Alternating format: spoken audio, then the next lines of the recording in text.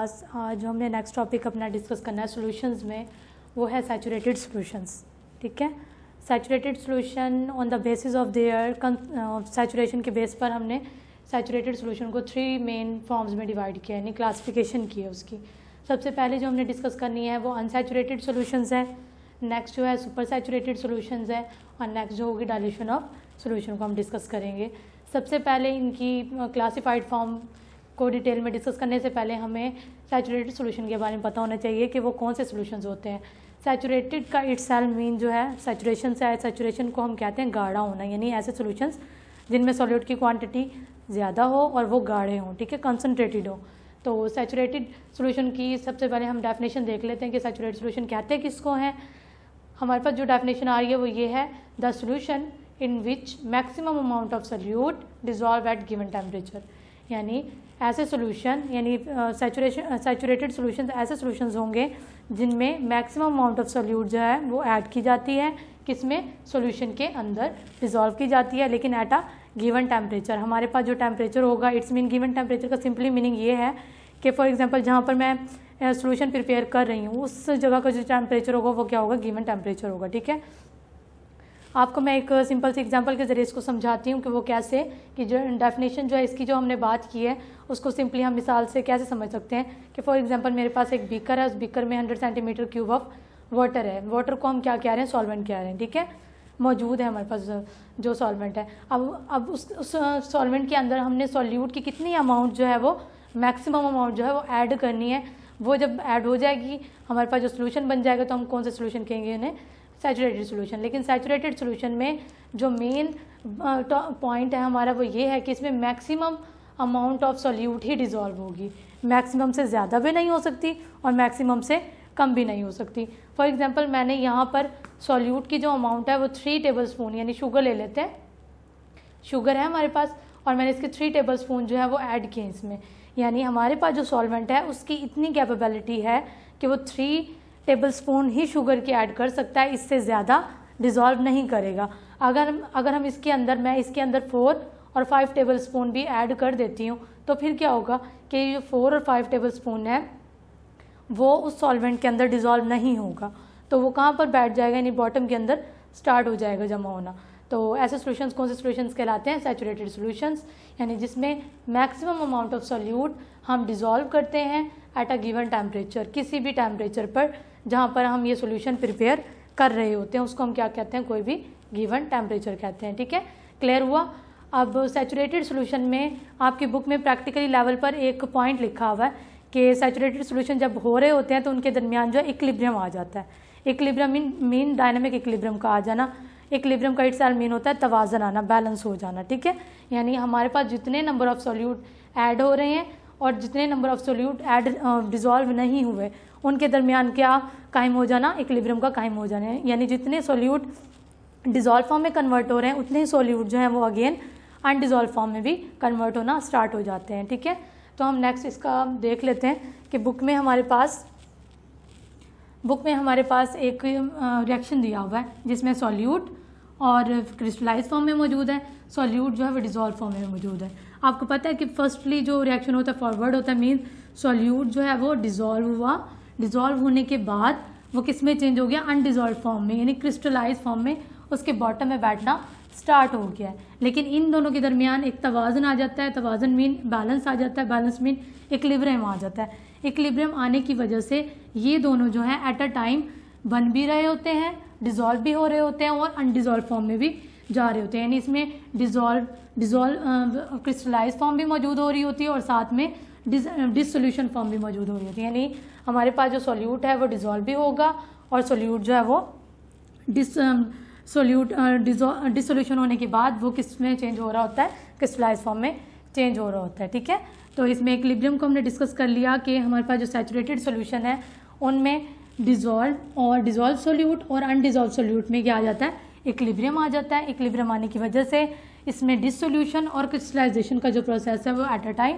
हो रहा होगा। यानी यहाँ डिसोल्यूशन मीन हमारे पास जो सोल्यूट है वो डिज़ोल्व होकर दोबारा से अनडिज़ोल्व फॉर्म में जा रहा है। क्रिस्टलाइज में क्या होगा, क्रिस्टल्स बन जाएंगे छोटे छोटे, यानी ये भी अनडिज़ोल्व में होगा। लेकिन ये अपनी अमाउंट्स को इंटरचेंज करते रहते हैं, यानी पहले डिसोल्यूशन हो रही होगी, देन क्रिस्टलाइजेशन हो रही होगी, देन क्रिस्टलाइजेशन हो रही होगी, देन डिसोल्यूशन हो रही होगी। तो इनके दरमियान जो है वो इक्विलिब्रियम आ जाता है और ये एक दूसरे को इंटरचेंज ही करते रहते हैं, कभी ये बनता है फिर कभी ये बनता है, यानी इक्वली अमाउंट में ये जो रिएक्शन है वो गो थ्रू होता रहता है। लेकिन इसके अंदर जो मेन बात समझने की वो ये है कि इसकी जो नेट अमाउंट होगी वो कांस्टेंट रहेगी, यानी चेंज नहीं होगी।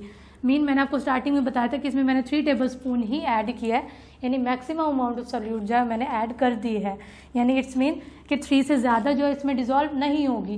क्या मतलब हुआ कि उसकी अमाउंट में कोई चेंजिंग नहीं आई, लेकिन उसकी अमाउंट में चेंजिंग नहीं आई, लेकिन फिर भी ये जो सॉल्यूशंस है वो क्या रिप्रेजेंट कर रहे हैं कि इक्विलिब्रियम यानी आ जाता है, और इक्विलिब्रियम के बाद सॉल्यूट जो डिज़ोल्व हो गया है वो अनडिज़ोल्व में चेंज होगा, और जो अनडिज़ोल्व है वो दोबारा से डिज़ोल्व में चेंज होना स्टार्ट हो जाता है। ठीक है, तो यहाँ तक हमने जो पढ़ा है वो सैचुरेटेड सॉल्यूशन को ही डिस्कस किया है।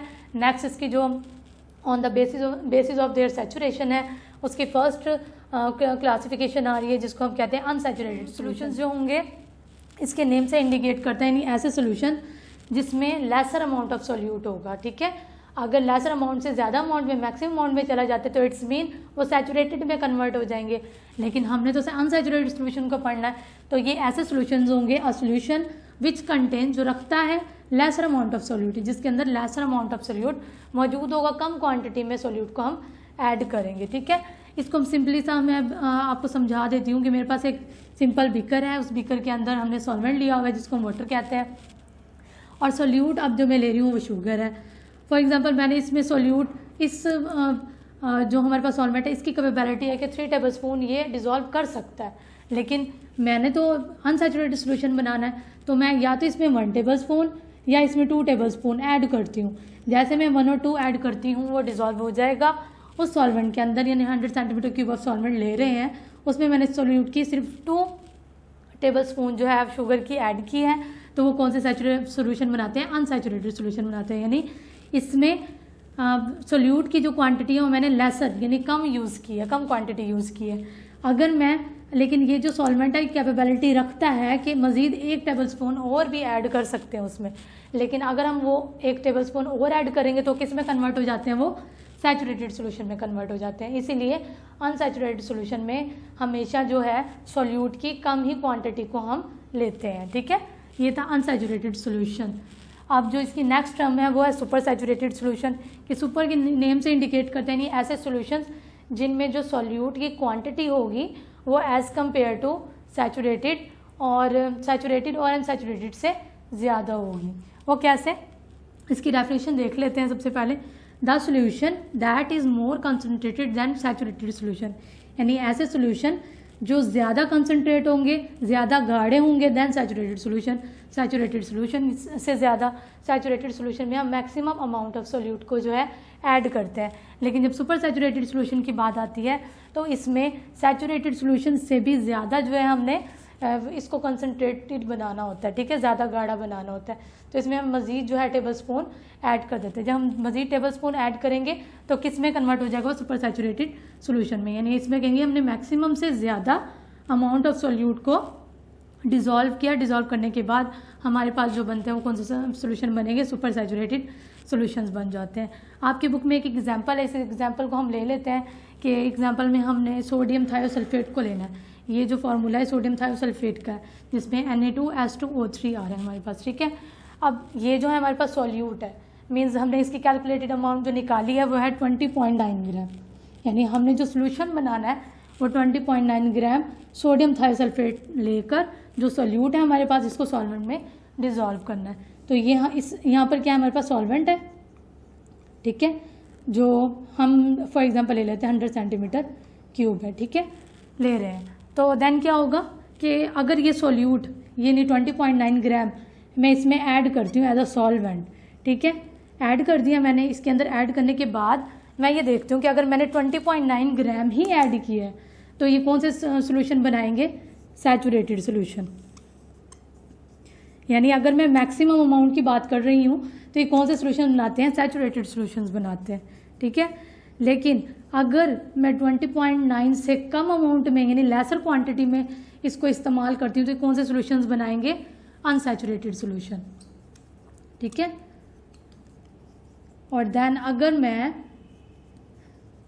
मैक्सिमम से भी ज़्यादा यानी 20.9 ग्राम से भी ज़्यादा sodium thiosulphate as a solute solvent में डिज़ोल्व करती हूँ तो इट्स मीन ये कौन से सॉल्यूशन बनाते हैं, सुपर सैचुरेटेड सॉल्यूशन। लेकिन सुपर सैचुरेटेड सॉल्यूशन बनाने के लिए कंडीशन ये होती है कि इसको हम टेम्परेचर देते हैं कोई भी, ठीक है, यानी हमारे पास जो सॉल्यूशन है उसको हम टेम्परेचर देंगे। जैसे हम टेम्परेचर देते हैं उस सॉल्वेंट की कैपेबिलिटी इतनी ज़्यादा हो जाती है कि मज़ीद जो सॉल्यूट है उसको अपने अंदर डिज़ोल्व कर सकता है। यानी मैक्सिमम 3 मैंने टेबल स्पून ऐड की थी या 2 टेबल स्पून ऐड की थी, लेकिन जब मैंने 4 और 5 वाली भी ऐड की है, ये कब डिज़ोल्व होगी, जब मैं उसको क्या दूंगी, टेम्परेचर गिवन करूंगी। जैसे मैं उसको टेम्परेचर दूंगी उसके अंदर उस सॉल्वेंट में इतनी कैपेबिलिटी आ जाएगी, कैपेसिटी आ जाएगी कि वो इन 4 और 5 टेबल स्पून को भी अपने अंदर डिज़ोल्व कर सकता है, ठीक है। तो ये जो हमने डिस्कस की है, ये सुपर सैचुरेटेड सॉल्यूशन को डिस्कस किया है। नेक्स्ट इसकी वन क्लासिफिकेशन रह गई जो dilution of solution. Classification discuss करनी है नंबर 3, डाइल्यूशन ऑफ सॉल्यूशन है। डाइल्यूशन ऑफ सॉल्यूशन में ऐसे सॉल्यूशंस होते हैं जिनमें मैक्सिमम अमाउंट ऑफ सॉल्वेंट जो है मौजूद हो, यानी ऐसे सॉल्यूशन जिनमें सॉल्वेंट की जो क्वांटिटी है वो ज़्यादा हो। इसी बेस पर हम इनको 2 फॉर्म में डिवाइड करते हैं कि नंबर 1 जो है वो डाइल्यूट सॉल्यूशन है, नंबर 2 जो है वो कंसनट्रेटेड सॉल्यूशन है।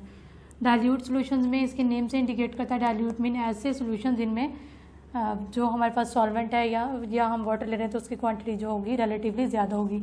यहाँ पर एक वर्ड यूज़ किया गया रिलेटिवली। ये जो रिलेटिवली मीन है इसको हम रिलेट करेंगे किसके साथ, कंसनट्रेटेड सॉल्यूशन के साथ। यानी जब हम डाइल्यूट सॉल्यूशन की बात करेंगे तो उसको रिलेट करेंगे कंसनट्रेटेड सॉल्यूशन के साथ। जब हम कंसनट्रेटेड सॉल्यूशन को आगे में एक्सप्लेन करेंगे तो हम इसको रिलेट करेंगे डाइल्यूट सॉल्यूशन के साथ, ठीक है। यानी हमने इन दोनों को रिलेटिवली ही बताना है कि इसमें अगर कम अमाउंट होती है रिलेटिवली देन कंसनट्रेटेड सॉल्यूशंस। तो हम डाइल्यूट सॉल्यूशंस को देख लेते हैं कि क्या होते हैं। The solution in which relatively small amount of dissolve solute is required, यानी ऐसे सॉल्यूशंस जिनमें हमें relatively small amount solute required होते हैं, वो कौन से सॉल्यूशन कहलाएंगे, डाइल्यूट सॉल्यूशन। रिलेटिवली का मीन क्या होगा, कंसनट्रेटेड सॉल्यूशन से, ठीक है। यानी कंसनट्रेटेड सॉल्यूशन से उनकी जो सोल्यूट की अमाउंट होगी वो क्या होगी, कम होगी, ठीक है।